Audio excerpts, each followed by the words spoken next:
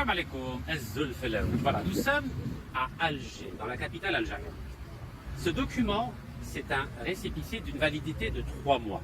Vous savez que depuis octobre 2023, lorsque j'étais incarcéré à Fresnes, donc en France, vous savez que je me suis rendu volontairement aux autorités françaises suite à un mandat d'arrêt international qui avait été délivré le 9 décembre 2021 alors que j'étais emprisonné puis assigné à résidence en Algérie. Et la justice française en a profité pour saisir tous mes biens immobiliers et bloquer tous mes comptes bancaires.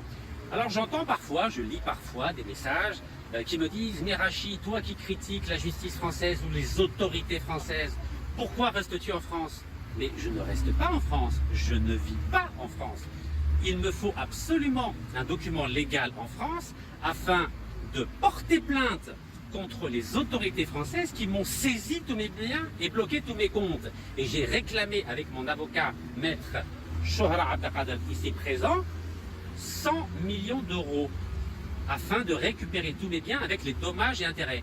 Le jour où je vais récupérer mes biens, je vais remettre ce document de 3 mois récépissé aux autorités françaises et je ne reviendrai plus en France sauf pour aller en week-end ou en vacances. Donc voilà l'explication. Donc il me faut absolument un statut légal en France pour récupérer tous les biens qui ont été saisis et récupérer tous les comptes bancaires qui ont été bloqués.